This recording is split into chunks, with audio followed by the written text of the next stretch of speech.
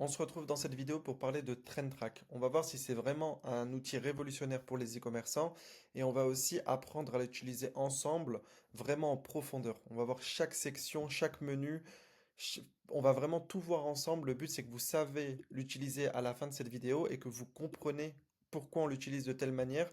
Le but c'est pas de vous donner des filtres simples, utilisables et qui vont pas couvrir 100% des shops. Le but c'est que vous comprenez profondément comment on l'utilise. Comme ça après vous allez trouver tous vos winners, tous vos produits et tous vos sites comme ça. Donc on va commencer par la fonctionnalité Trending Shop. Trending Shop, c'est ici.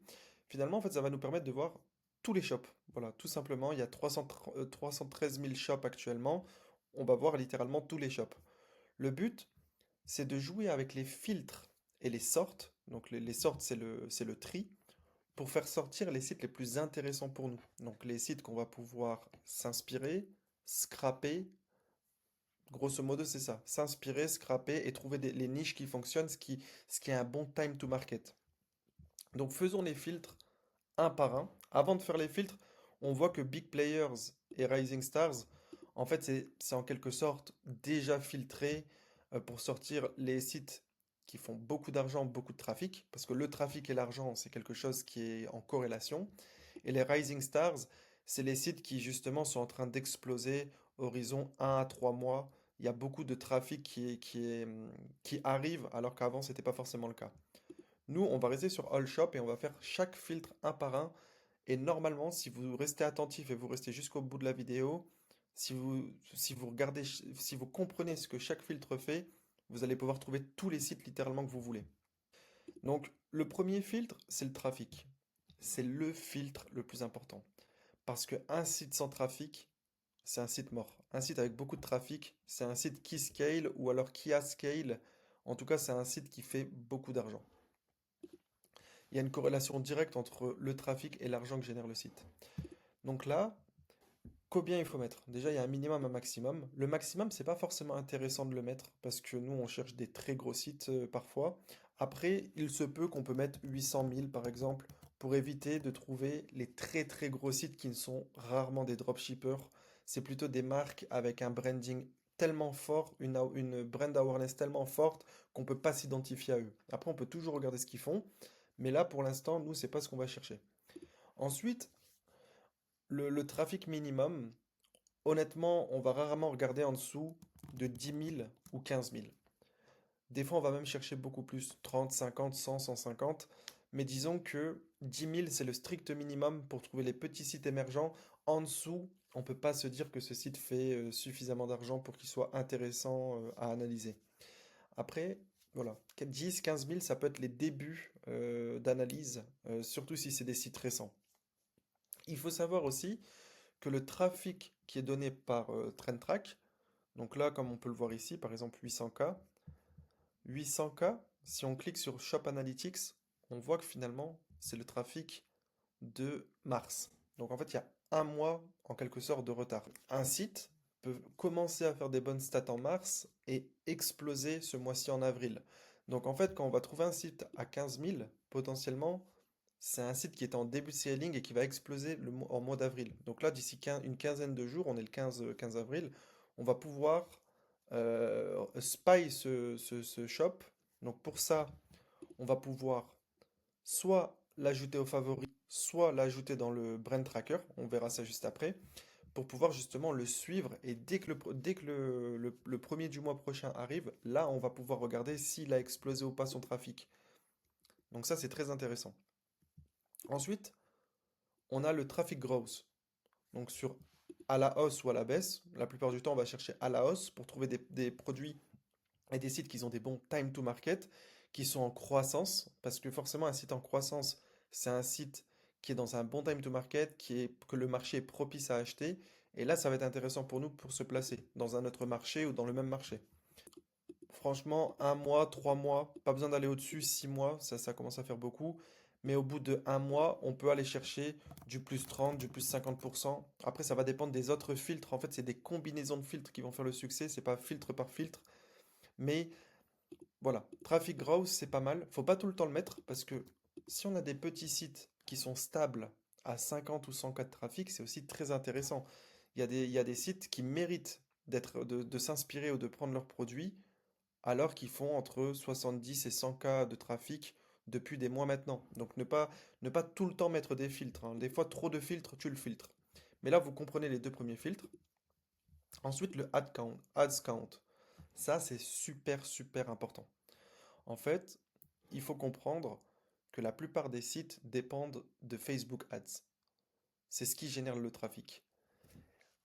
Un site sérieux ne tourne pas avec une ads. C'est impossible. C'est impossible de scaler à 300, 400, 500K de chiffre d'affaires months avec une créa.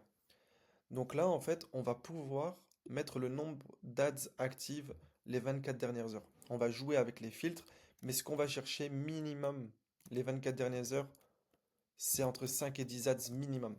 Pourquoi? Parce qu'il va avoir souvent 2, 3, 10 ads winners et il va tout le temps avoir une, 2, 3 ads testing sur une période de 3 jours. Donc un site sérieux, il a minimum une dizaine d'ads actives. Ad growth. Alors là, il faut faire attention. On va rentrer dans le détail pour celui-ci. Ad growth, donc je vais cliquer par exemple sur Gymshark. En fait, vous pouvez voir que ici, donc quand on clique sur une brand, on peut voir le trafic. Donc ça, c'est génialissime.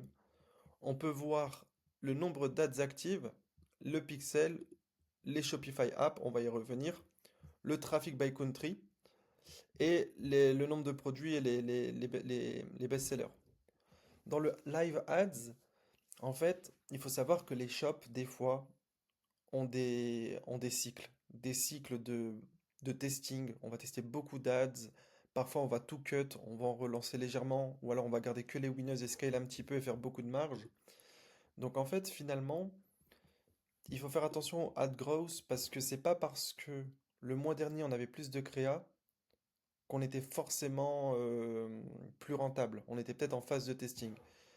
Ça, c'est sur un mois. Sur 3 mois, souvent, si le shop grossit, après 3 mois, on est censé avoir plus d'ads que, qu'auparavant, d'ads actives. Donc là, très important de bien prendre ce paramètre en compte. C'est pas parce qu'on a plus d'ads qu'on est plus rentable. C'est des cycles. Par exemple, le mois dernier, à 30 jours, il y a 30 jours, j'étais peut-être en phase de testing intensif. Maintenant, je récolte le profit en testant légèrement moins, mais en gardant que les winners. Ça, c'est quelque chose qui peut arriver, donc bien le prendre en compte. C'est des vagues, et si on tombe dans le sommet de la vague, on peut être un peu biaisé. Mais ça reste un excellent filtre pour trouver certains shops qui sont en train de scaler fort actuellement. Ensuite, on a shop. Bah là, finalement, dans shop, on a le premier, c'est catégorie. C'est des filtres de niche, en fait, finalement. Donc ça, c'est très intéressant quand vous cherchez quelque chose de précis. Attention, parce que de ce que j'ai vu, ça me paraît être vraiment top. J'ai pas vu d'erreur, mais on n'est jamais à l'abri. Des fois, il y a des choses, woman underwear et men underwear, ça pourrait légèrement se mélanger, ça pourrait être mal attribué, que ça soit sur TrendTrack ou sur n'importe quel tool, faire très attention à ce genre de filtre. Moi, j'ai tendance à dire que celui-ci, il est vraiment accurate, mais il faut tout le temps double check et de temps en temps, il faut chercher sans filtre aussi. Product. Alors ça, c'est super cool. Le best seller price. Faut savoir qu'en e-com, c'est extrêmement rare d'avoir un produit qui est vraiment profitable en dessous de 25 euros. En dessous de 25. On peut même mettre. Après, il y a des bundles. Des fois, il y a des produits qui peuvent passer à 19 euros. Mais en dessous de 14 euros, en fait, on va retirer tous les sites qui sont scammy, tous les sites qui ne sont pas intéressants. Donc, on peut mettre ça en base. C'est vraiment pas mal. Ensuite, le prix max, il y a des exceptions. Mais généralement, c'est en dessous de 80-90 euros. Quand ça dépasse les 100 euros, ça existe. Il y a des produits winners à 120, 150 euros, même parfois plus haut. Mais c'est une extrême minorité. Et franchement, on va plus à gagner en excluant ces shops de dropshipping intéressants qui sont très peu nombreux, mais en retirant tous les marques, tous les sites qu'on peut vraiment pas s'identifier, donc des lave-linges à 350 balles, ce genre de choses. Donc là, moi, j'aurais tendance à mettre un petit filtre à 90 euros. Après, bien évidemment, on change. Ça, c'est la règle numéro une. Ne jamais utiliser tout le temps les mêmes filtres. Il faut tout le temps jouer avec les filtres et les tris.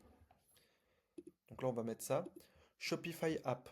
Alors là, c'est génialissime parce que il y a des apps qui reviennent tout le temps dans les shops qui chiffrent. Donc on peut faire un tour ensemble. Le but de cette vidéo, c'est de prendre son temps, d'aller en profondeur pour ceux qui veulent vraiment réussir. C'est pas de faire une vidéo rapide et facilement digestible.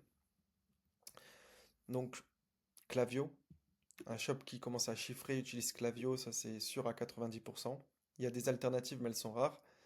Les applications de d'avis, Judge.me, Loox, c'est sympa, mais il y en a plusieurs, on ne sait pas vraiment. Enfin, il y a pas de pattern. Les gros shops peuvent utiliser l'un ou l'autre, ou parfois aucune d'entre elles. Donc ça, c'est pas quelque chose que je vais prendre. Caching Bundle. Pour moi, c'est la meilleure app de bundle. Il y a plein de gros shops qui l'utilisent. C'est très intéressant de regarder les shops avec Caching Bundle. S- Le bundle, c'est une des clés de succès de beaucoup d'e-commerçants, donc à ne surtout pas sous-estimer cette application. Les landing pages. Il y a beaucoup de sites qui n'utilisent pas de landing page, mais chercher du Replo, chercher du Pagefly, ça c'est intéressant. C'est vraiment intéressant pour trouver certains types de shops qui font du chiffre. Et souvent quand on utilise ce type de builder, si on s'emmerde avec ce type de builder, c'est que souvent il y a quelque chose derrière, il y a du profit. En tout cas, il y a un truc qui fonctionne bien. Upcart, pour modifier son carte. Beaucoup de gens l'utilisent, notamment pour les upsells et pour l'assurance transport. Donc ça peut être intéressant d'un peu deep dive les shops qui utilisent du Upcart. Triple Whale, les gros shops qui traquent leurs profits. Et si on traque son profit, c'est qu'on en fait. Donc regardez les shops qui ont Triple Whale, c'est très pertinent. Gempage, ça rejoint Replo, Pagefly qu'on parlait juste avant. Lucky Orange, donc là c'est de la heatmap, ça c'est que les gros shops hein, qui vont utiliser Lucky Orange. On regarde pas la heatmap de son shop si on fait pas de trafic ou de profit. Donc ça c'est intéressant.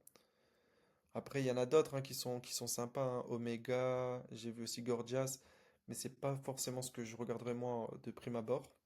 Zipify sur les upsells, ça c'est Zipify, Rebuy, Reconvert. Ça c'est souvent les applications qu'on met, les premières applications qu'on met quand on commence à trouver un winner et à chiffrer. Donc c'est pertinent de l'utiliser. Et voilà, c'est déjà pas mal. Stamped, c'est une application qu'on utilise pour les avis parfois. Aftersell, Shoplift, c'est pas, on utilisera plutôt Intelligems, Visually, enfin il y a des trucs un peu plus intéressants que Shoplift. Donc voilà, je pense qu'on a fait le tour des applications vraiment intéressantes à regarder. Il y en a d'autres, hein, il y en a d'autres, mais ça faut creuser et vous baser sur votre expérience en fait. Regardez déjà les applications que vous avez sur votre shop et cherchez d'autres shops avec ces applications. C'est une bonne base. Visually, un concurrent d'Intelligence très sympa. Donc il n'y a que les gros shops qui ont ça, ça peut nous intéresser. Parce qu'en fait, par nature, les applications de CRO sont intéressantes parce que c'est sur des shops qui ont beaucoup de trafic.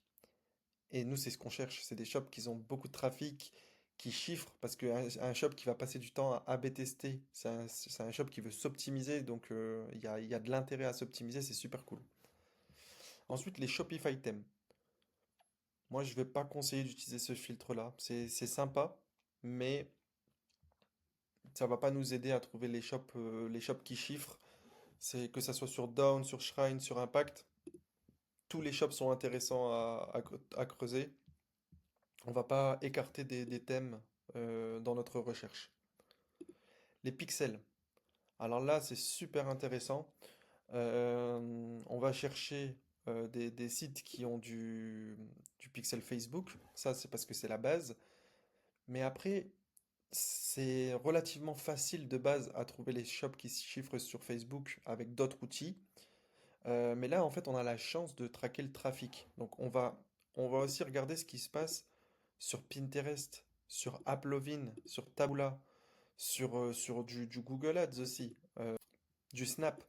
En fait, tous les shops qui sont difficilement traquables parce que les ad library sont moins évolués.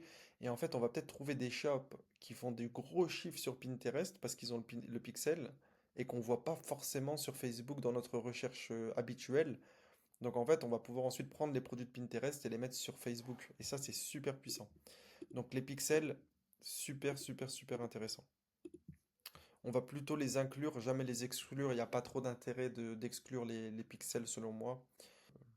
On pourrait essayer, hein, tout est possible, mais de tête, ça me vient pas. Et ensuite, business. Donc la creation date du business. Donc là, on va faire attention. Parce qu'il y a des shops qui sont là depuis 2 3 ans, qui chiffrent des shops qui sont parfois saisonniers, qui reviennent et qu'il faut traquer. Donc là, si on met des filtres de 3 mois, 6 mois, on va les louper et c'est vraiment dommage. Par contre, de temps en temps, c'est bien de chercher des rising stars, entre guillemets, des shops qui sont apparus il y a 2 3 4 mois et qui font du bon trafic. Ça, c'est un shop qui a été créé, qui a lancé beaucoup de testing, qui a son winner. Ça peut être pertinent de coupler la creation date à moins de 3 mois, c'est tôt, hein. On va plutôt mettre 6 mois avec du trafic, ça peut être vraiment pertinent. Ensuite, on a Shop Origin. Ici, c'est pépite. Ça, c'est de la vraie value que je vais vous donner. En fait, il faut savoir que beaucoup d'e-commerçants à succès dropshippers vont utiliser des sociétés Hong Kong. Ça, il y en a, c'est énorme le nombre de sociétés Hong Kong qui sont utilisées pour faire du dropshipping. Il y a beaucoup de gens qui vont utiliser des LTD UK, donc du United Kingdom. Il y en a beaucoup qui vont utiliser des LLC. Donc là, on est sur du United States. Donc, je récap. Hong Kong, HK, LLC, LTD. Tout ça, c'est des shop origin, donc le pays d'origine du shop, qui sont fréquents chez les gros shops. Bien évidemment, il y a aussi Dubaï. Donc là, en fait, en faisant ce filtre-là, vous allez peut-être voir directement les shops qui sont bien établis et qui font du gros chiffre, parce que c'est le setup des gens qui font du gros chiffre en général. Après, attention, il y a bien évidemment la France, il y a bien évidemment l'Allemagne, il y a bien évidemment les Pays-Bas, mais ça vous donne une petite piste aussi pour un peu narrow, essayer de, de voir moins de shops, mais que des shops qui fonctionnent. Parce que des fois, à trop voir de shops, on est perdu, alors que si on filtre bien et qu'on voit que des bons shops, on peut se focus dessus. Donc ça, Shop Origin, très puissant. Visitor Country. Alors là, encore une fois, une autre pépite. On va chercher dans le pays dans lequel on recherche. Donc par exemple, si on va chercher en France, ça peut être pertinent. Et une fois qu'on cherche en France, on va voir tous les shops qui tournent principalement en France qui font suffisamment de trafic. Mais après, le Among ici est très intéressant. Pourquoi le Among est très intéressant? Parce que finalement, il y a beaucoup d'expatriés en e-com, que ça soit à Bali, en Thaïlande, en Espagne, aux Émirats Arabes Unis. Et en fait, à force de se reconnecter à chaque fois sur leur shop et à faire des vérifications des manips, ça arrive bien souvent qu'ils ressortent. Donc c'est pareil pour les Suisses par exemple. Et en fait, quand on les voit ressortir, ben, à 2, 3, 5, 10%, c'est qu'il n'y a pas de trafic là-bas, mais c'est que en fait, il y a le owner ou des personnes de l'équipe du shop qui se connectent fréquemment en fait finalement. Donc, euh, donc ça peut être très très très sympa à regarder. Donc là, si je regarde par exemple, on peut essayer, hein, on peut essayer Émirats Arabes Unis. Euh,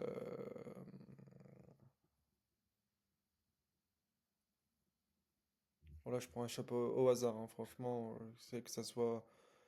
Ici, là, voilà, on a Indonésie, Allo Paris, qui a l'air de tourner en France et en Grande-Bretagne. Enfin, en France, pardon. Donc voilà. Origin Country, LTD. Donc, on est sur de la Grande-Bretagne, de l'Angleterre. Il tourne en France avec un trafic qui est aussi un peu en Indonésie, un peu en Suisse. L'Indonésie, Bali, c'est peut-être quelqu'un voilà, qui travaille de Bali, qui fait des beaux chiffres en France, c'est un des shops. Après ça, voilà, c'est commun, enfin, il y a rien y a rien de secret. Lui, il est à Dubaï, il a une Hong Kong, il tourne sur le marché français. Voilà, ça, c'est ce genre de réflexion qu'on pourrait avoir. Et ça, en fait, c'est avec le Visitor Country, avec le Among. Donc ça. Petite pépite pour ceux qui restent jusqu'à ce moment-là de la vidéo. Et on continue. Vous allez avoir encore un peu de pépites qui arrivent. Shopify Plan. Là, on va laisser All Plans. On peut de temps en temps zoomer sur les Shopify Plus parce que par nature, ceux qui ont Shopify Plus, c'est qu'ils ont beaucoup d'argent parce qu'ils investissent dans le plan. Ils sont très rares ces shops-là. Ils sont intéressants. Ils sont intéressants, mais on va pas souvent utiliser ce filtre-là parce que Shopify Plus, ça reste très très rare. Trustpilot. Alors pour moi là, c'est un filtre que je ne vais pas utiliser personnellement parce que Trustpilot, c'est très très très facile d'acheter des fausses reviews. C'est très facile d'augmenter son score Trustpilot. C'est ultra commun. Donc en fait, moi je vais pas regarder, je vais pas me fier au Trustpilot. Hum, Cela dit, les personnes qui vont augmenter leur score de Trustpilot et les personnes qui vont demander des reviews sur leur Trustpilot, par essence, c'est des gens qui chiffrent un minimum. C'est des gens qui chiffrent un minimum, c'est pas un shop en testing. Donc en fait, finalement, ça peut être intéressant. Vous voyez un petit peu, je vous montre aussi ma réflexion, hein. Il n'y a pas un filtre parfait, c'est une réflexion. Je me dis, un shop qui a minimum 50 Trustpilot reviews, c'est soit qu'il les a achetés, soit qu'il y a eu des vrais avis. Et s'il les a eus, c'est qu'il fait suffisamment de trafic, suffisamment de ventes. Après, est-ce que finalement, ça revient pas à la même chose que le trafic? Parce que, enfin, s'il y a des avis, c'est qu'il fait du trafic. S'il y a du trafic, est-ce que je vais pas le voir dans tous les cas selon mes filtres? Donc voilà, vous comprenez un peu aussi le raisonnement qu'il y a derrière. Donc là, on va essayer, avant de passer aux trending ads, de regarder ensemble qu'est-ce que ça pourrait être un bon filtre avec tout ce qu'on a vu. Trafic, moi je vais chercher du 50 000, 500 000. Voilà, c'est arbitraire, hein, c'est un truc qui me paraît vraiment pas mal pour trouver des shops. Je pourrais monter, je pourrais baisser, mais là voilà, c'est ce que j'ai envie de trouver actuellement. Je veux minimum 12 ads actives sous les 24 heures. J'estime que c'est pas mal pour trouver un produit winner. En catégorie, là, tout de suite, je suis ouvert à tout type de niche. Products, moi j'aimerais bien une personne qui a testé pas mal de produits, que c'est pas un monoprod unique. Moi j'aimerais bien un shop voilà, qui a un peu de vécu, qui a cherché son winner, qui a lancé 10-15 produits minimum, avec un best-seller qui va de, attention aux 20 euros, hein, c'est 19, mettez 19 pour voir le 19,99 par exemple, de 19 à 70 euros, moi ça me paraît vraiment pas mal. Un shop qui tourne sur Facebook, donc avec un pixel Facebook. Shop Origin, je pourrais mettre du LTD, HK, LLC. Allez, on peut le faire. On n'est pas obligé, hein. Là, je joue avec les fils pour vous montrer aussi, hein, mais on n'est vraiment pas obligé. Et c'est bien quand on écrit United, on, on peut mettre les trois d'un coup, quoi. Les United, c'est les pays de dropshippers la plupart du temps. Donc là, on est pas mal. Visitor Country, là, je vais pouvoir mettre. On peut regarder sur de la France, par exemple. Et Shopify Plan, là tout de suite ça va pas m'intéresser. Shopify Trustpilot non plus. Creation Date, je vais mettre 6 mois, histoire de voir un peu des nouveaux shops, pas des shops qui sont là depuis longtemps. Et là voilà, ça m'a sorti deux shops. Donc deux shops qui sont très intéressants, on pourrait regarder en tout cas leur boulot, ce qu'ils peuvent faire. C'est c'est des idées qu'on pourrait avoir. Voilà, ça c'est un exemple de recherche très précis. Après, bien évidemment, on va jouer, on va mettre des filtres un peu moins précis. Donc, on peut retirer un peu le prix du best-seller, on peut tirer le nombre d'ads actives. Et là, on va avoir des nouveaux produits, encore une fois, super intéressant. Et voilà, ça, c'est un type de recherche qu'on pourrait faire. Et après, on va jouer avec tous les filtres. Maintenant, vous les connaissez, c'est à vous de jouer. Donc, ça, c'était pour la partie Trending Shop. Maintenant, on va partir sur la partie Trending Ads. Elle se situe juste en dessous. Et là, en fait, finalement, on va pas se concentrer sur les shops, mais sur les ads. Donc là, on va avoir beaucoup d'ads. On va pouvoir les sortir, les trier et les filtrer. On va commencer cette fois-ci par le sort. On peut les trier par relevance. Là, ici, je ne sais pas ce que ça veut dire pour Trend Track exactement relevance, donc ça peut être pertinent.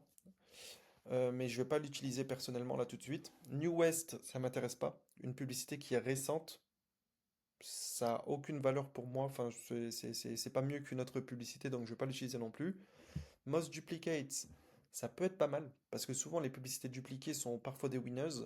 Cela dit, selon les méthodes, selon le media buying, c'est c'est souvent des créas intéressantes, mais c'est pas tout le temps des winners. Sur des sites, on voit des fois des absurdités, des pubs qui sont dupliquées 25-30 fois, mais qui ne spennent pas. Ça, on peut le voir grâce aux impressions en Europe. Donc, on sait que c'est pas tout le temps dupliqué est égal winner.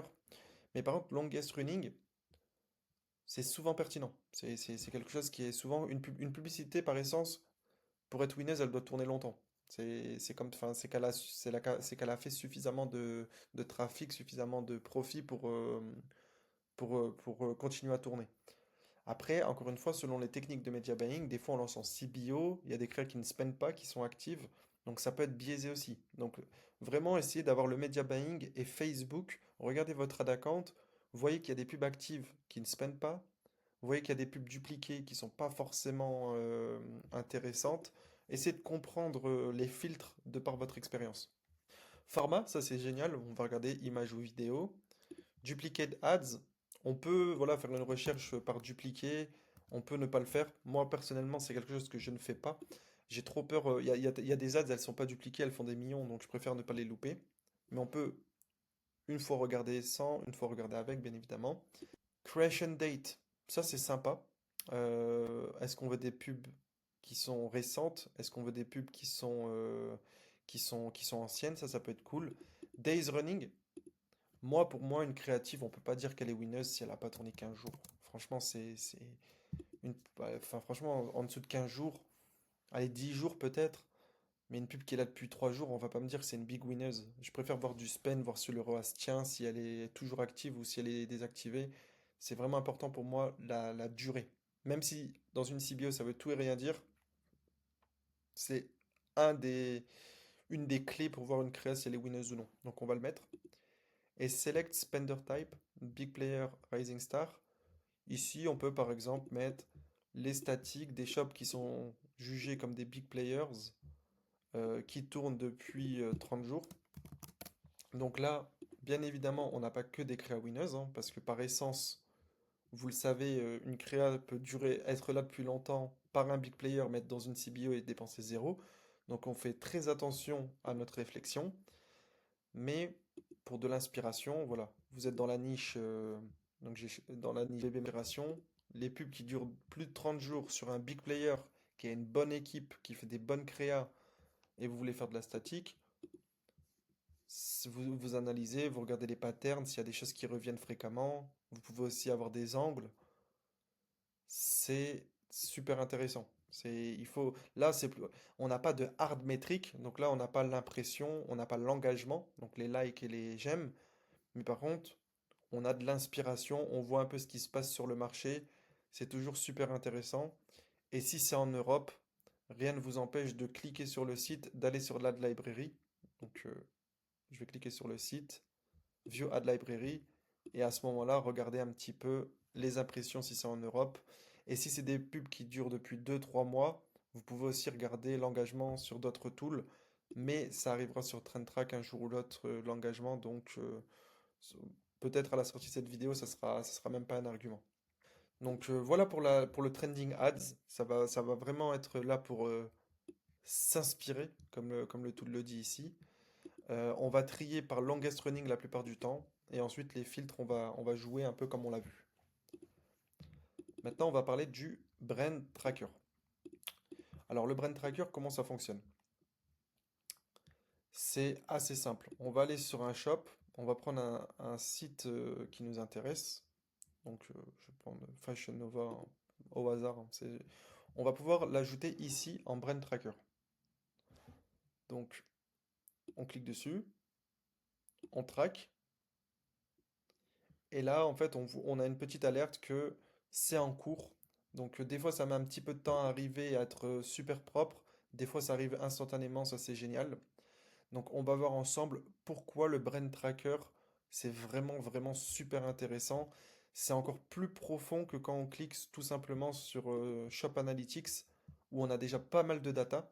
Pour moi, les plus importantes, c'est Live Ads et Traffic Over Time. Si on arrive à bien lire, on voit s'ils lancent des créas, on voit combien de créas actives ils ont, on voit leur trafic. C'est deux métriques super intéressants. Et j'en profite pour parler du traffic by country. En fait, il faut pas regarder le pourcentage, il faut plutôt regarder quel est le main pays et quels sont les pays en dessous. Les pays en dessous, c'est soit des pays qui sont aussi target ou soit les pays des owners, souvent c'est un peu, ou des opérationnels de l'équipe du shop. Donc voilà, ça permet aussi d'avoir une réflexion. Et Pixel et Shopify Apps, on l'a vu ensemble. Les trafics sources sont pas super accurate, un peu comme tous les autres tools, hein, mais ça donne un peu une tendance. On voit un petit peu les sources de trafic. Si on voit du Pinterest, on sait qu'ils sont sûrement sur Pin, parce que les shops qui ne sont pas du tout sur Pin ont 0 ou 2%. Donc ça nous donne quand même un petit peu des indicateurs, mais il ne faut pas prendre les pourcentages à la lettre. Donc là, je l'ai ajouté dans le Brand Tracker. On va voir ça dans un instant.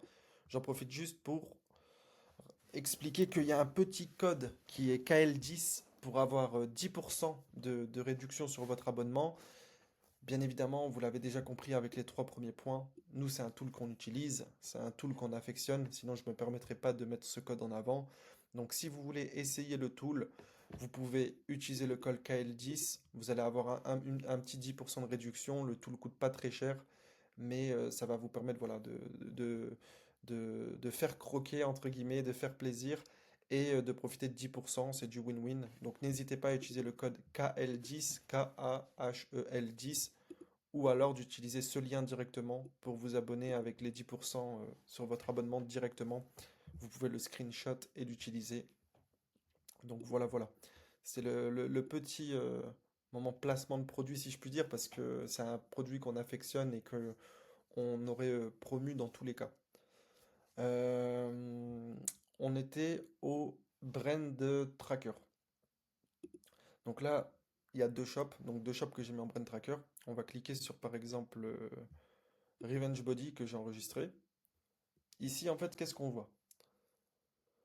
On voit déjà en bas toutes les ads. Donc ça, c'est sympa, mais factuellement, on les a aussi sur Ad Library. Ça, c'est pas forcément ce qui va nous intéresser.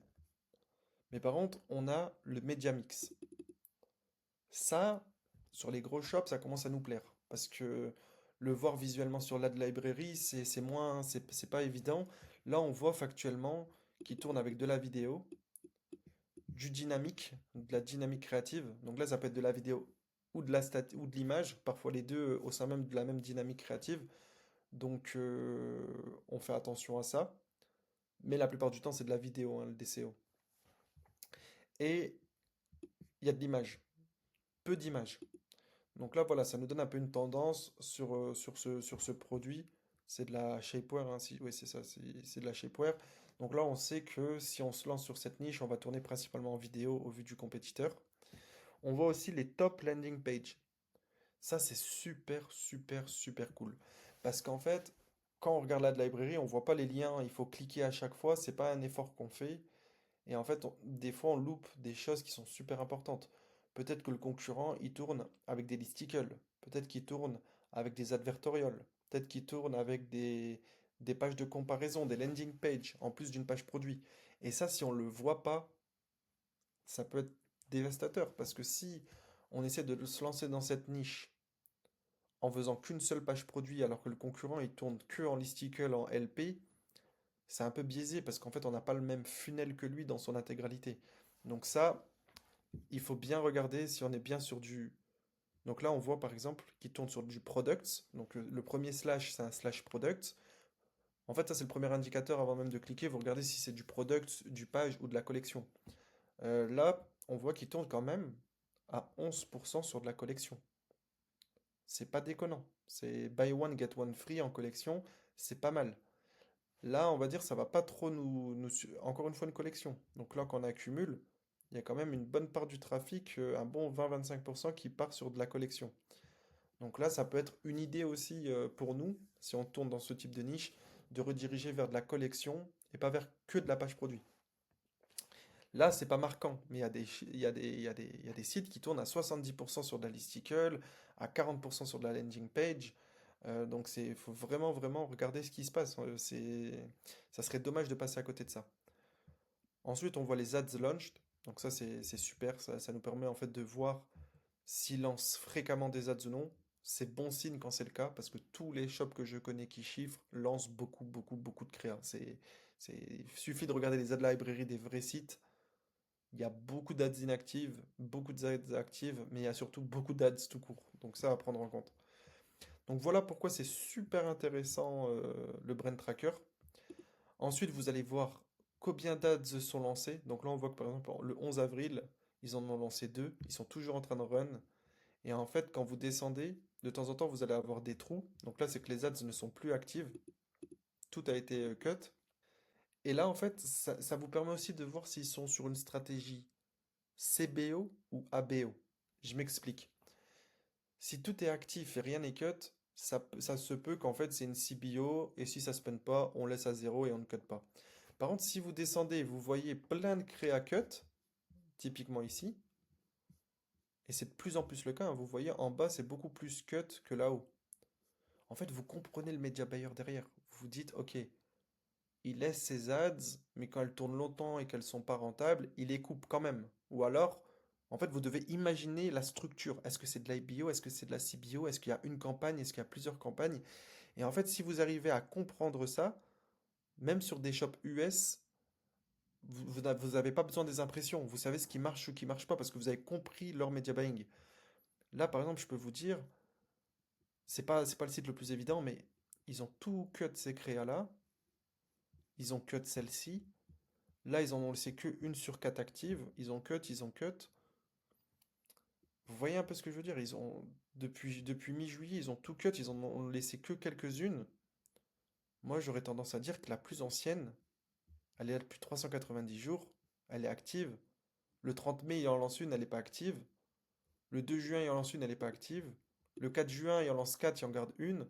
Et après, il n'y a que des losers. Ça fait sens. On essaie de rétro-engineer et d'utiliser chaque data qu'on peut pour comprendre. Donc, il y a les impressions, il y a l'engagement, like, commentaire, cœur. Il y a le trafic, il y a le temps des ads actives, il y a le nombre de créas lancés, le nombre de créas actives. Tout ça, c'est des métriques que vous devez avoir en tête et que vous devez comprendre. En fait, mettez-vous à la place de leur média buyer, mettez-vous à leur place et essayez de comprendre leur choix. Donc moi, ce site, j'ai tendance à dire que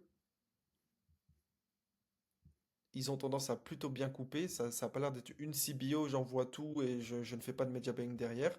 Après, attention, hein, 11, 17, j'ai pas l'impression que c'est de l'IBO avec 50 euros par créa non plus. Donc voilà, faudra analyser, creuser encore un peu plus, mais moi je suis assez confiant pour dire que leur 21 mars, leur juin 4, c'est des créas qui sont super intéressantes et que je pourrais m'inspirer, même si j'ai pas l'impression derrière, parce que c'est pas en Europe. Et le website info, en plus c'est en Europe, je dis des bêtises. Là, et pour le coup, je regarderai même pas ça, je regarderai que les impressions, parce que les impressions, je sais si ça se peine ou pas, si ça scale ou non. Mais là, c'était une réflexion pour les shops hors Europe. Et là, voilà, là, on va avoir les mêmes informations qu'on a vues tout à l'heure dans les trending shops. Donc, super intéressant. Donc, voilà pour le brand tracker. Et c'est aussi un moyen pour vous de lister 5, 10, 15, 20 shops et de regarder un petit peu ce qui se passe sur ces shops que vous suivez régulièrement. Vous voyez aussi l'évolution des ads actives, l'évolution du trafic. Et ça vous permet de mieux comprendre votre produit, vos niches aussi, hein. Si vous mettez 5-10 shops d'une même niche et que vous voyez des tendances, vous savez si c'est un bon time to market ou pas. Donc ça, si vous voulez vraiment vous nicher et comprendre votre niche, ça peut être super pertinent. Donc voilà pour le brand tracker. Ensuite, on a les favorites ici, que ce soit les ads ou les shops. Donc là, quand vous allez cliquer sur un shop, finalement, vous pouvez le mettre dans le brand tracker et voir toutes ces choses, mais vous pouvez aussi tout simplement l'ajouter en favori. Ça va être un peu moins poussé, mais vous allez voir un petit peu tous vos shops en favori. Donc là, c'est sympa. Ça vous permet d'avoir en fait un petit suivi. Vous pouvez mettre ça dans des folders bien organisés. Et pareil pour les l'ADS. Si vous voulez vous faire un folder inspiration, vous pouvez regarder ce qui se passe, en fonction de la data, vous les mettez dans le folder, vous pouvez les trier par us versus them, par headline, par bullet point, et en fait ça vous permet de faire une petite veille organisée et de revenir dessus quand vous allez produire vous ou votre équipe. Donc voilà, ça c'était pour le brand tracker, les favorites. Et finalement, on a pris le temps qu'il fallait, mais on a fait le tour. En fait, c'est vraiment sur le trending shop, le trending ads et le brand tracker qu'on va avoir beaucoup de value et beaucoup de data super intéressantes. Il y a le best trend qui arrive soon, son nom est assez explicite. Ça va être lié aux niches, ça va être lié à ce qui se fait actuellement sur le marché. Ça sera sûrement super pertinent pour le time to market. Ça, une des choses que je respecte souvent, mais c'est important quand vous vous lancez en e-com ou que vous voulez lancer des nouveaux produits, de prendre le time to market en compte. Être là ni trop tôt ni trop tard sur une niche ou sur un produit. Ce qui arrive, donc moi j'ai quelques insights. Il y a l'ajout de Funeli chez WordPress. Donc ça va être super pertinent. Comme on pourra aller au-delà de Shopify, on pourra voir aussi les personnes qui font beaucoup de trafic, donc beaucoup de sous, qui sont sur WordPress ou Funelish, sans passer par Shopify. Donc Funelish, Checkout, etc. Donc ça va être aussi très intéressant pour vraiment avoir une vision 100% du marché. On pourra rechercher des sites par mots-clés. Ça aussi, ça sera game changer. Voir les concurrents directs. Donc là, imaginez-vous cliquer sur un site et de voir tous ces concurrents avec un sort par trafic. Ça sera génial. Les impressions et les likes. Pour moi, c'est un petit peu pour l'instant le point un peu bloquant. Après, on a le trafic, on a pas mal de data. Donc ça reste un excellent tool. Je pense que quand il y aura les impressions et les likes, ça sera peut-être the tool qui va remplacer tous les autres tools. Pour l'instant, j'aime bien utiliser TrendTrack avec d'autres outils en complément. J'utilise d'autres outils toujours, mais TrendTrack il prend de plus en plus de place dans notre équipe. Donc ça, c'est quelque chose qui va arriver. Donc ça, c'est vraiment satisfaisant, c'est plaisant. Et enfin, l'ajout de tous les ad library. Ça, j'ai pas beaucoup plus de visu là-dessus. Je pense que ça va être principalement de l'ad library TikTok, de l'ad library Pinterest. Et ça, encore une fois, c'est un des éléments game changer qui va pouvoir avoir lieu. Cela dit, l'outil, il reste viable, il reste complet sans ces choses qui arrivent. Donc, c'est un outil que je peux déjà recommander dès maintenant. On va peut-être parler des plans rapidement ensemble pour que je puisse vous donner mon avis là-dessus. Il me semble que c'est là un pricing plan. Donc là, finalement, vous avez trois plans. Donc le starter, le professionnel, le business. Soit vous partez sur du yearly ou sur du monthly, mais ça, on va dire, c'est votre choix personnel. Moi, je vais plutôt vous parler de qu'est-ce qui est inclus dans les plans et lequel est selon moi le plus optimal. Donc déjà, le business, pour moi, il va s'adresser aux grosses équipes ou aux grosses équipes de shop ou aux agences. Ça me paraît assez logique. C'est pour avoir plus de users, plus de brand trackers. Je pense pas qu'en étant un simple dropshipper seul, même avec une petite équipe, c'est le plan qui va nous convenir. Donc finalement, votre choix va se porter soit sur le starter, soit sur le professional. Donc là, on va avoir une différence de include users. Donc bon, c'est pas ça qui va me faire pencher la balance, je pense plus que ça. Là, vous avez deux shops dans le brand tracker, ce qui est vraiment léger, on va pas se mentir. Là, vous en avez 10. Donc ça peut être un bon argument pour passer sur le professionnel et pas le starter. 10, ça reste assez limité, hein. Il y a moyen d'en ajouter en add-on, mais voilà, c'est toujours mieux que 2. Moi, par contre, là où je vois un véritable enjeu, c'est sur les trending shops. Moi, personnellement, en avoir 10 000 par mois, ça m'embête. C'est mieux que rien, hein. Si vous êtes débutant et vous avez un budget limité, vous pouvez très bien partir sur le starter. C'est à votre niveau, si vous êtes à zéro, ça peut largement faire l'affaire. Ça, il n'y a pas de souci. Là, je m'adresse plus à ceux qui font leurs premiers centaines, milliers d'euros de CA daily.